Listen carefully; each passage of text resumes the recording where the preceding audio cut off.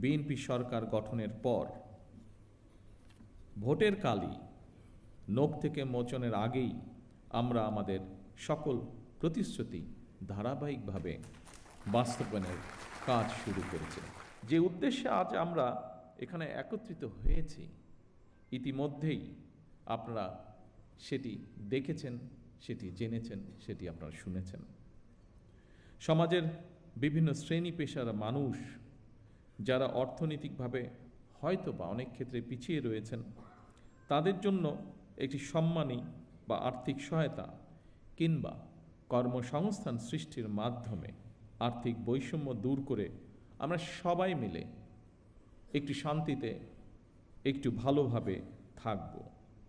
জাতীয় নির্বাচনের আগে আমরা জনগণের কাছে সেই রকমই প্রতিশ্রুতি দিয়েছিলাম। জনগণের রায়, আল্লাহর রহমতে বিএনপি সরকার গঠনের পর ভোটের কালই নখ থেকে মোচনের আগেই আমরা আমাদের সকল প্রতিশ্রুতি ধারাবাহিকভাবে বাস্তবায়নের কাজ শুরু করেছি।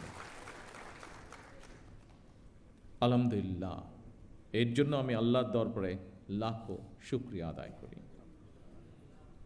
সম্মানিত উপস্থিতিবৃন্দ, আপনারা দেখেছেন অর্থনৈতিকভাবে পিছিয়ে পড়া নারী সমাজের জন্য আমরা ইতিমধ্যেই ফ্যামিলি কার্ড চালু করেছি। পর্যায়ক্রমিকভাবে এই কার্ড সারা বাংলাদেশে 4 কোটি পরিবারের নারী প্রধান তারা প্রত্যেকে ইনশাল্লাহ পাবেন। আগামী 14ই এপ্রিল তথা 1 বৈশাখ থেকে আমরা ইনশাল্লাহ ফার্মার্স কার্ড বা কৃষক কার্ডের পাইলট প্রজেক্ট চালু করব। ইনশাল্লাহ আগামী 16ই মার্চ দিনাজপুর থেকে শুরু হচ্ছে আমাদের খাল খনন কর্মসূচি। আবারও আল্লাহর কাছে শুকরিয়া, আলহামদুলিল্লাহ, আজ থেকে খতিব, ইমাম, মুয়াজ্জিম এবং অন্য ধর্মীয় গুরুদের জন্য আর্থিক সহায়তা বা সম্মানী কর্মসূচির পাইলট প্রজেক্ট চালু হলো।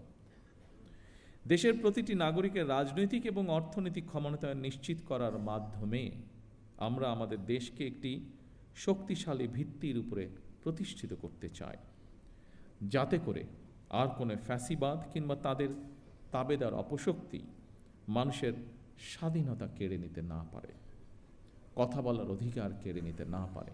আজ এই মঞ্চ থেকেও এরকম একটি কথা বলা হয়েছে যে যারা ধর্মীয় গুরু আপনারা আছেন প্রত্যেকটি ধর্মের, তারা স্বাধীনভাবে যাতে কথা বলতে পারেন সেই বিষয়ে আলোকপাত হয়েছে আজকে এখানে।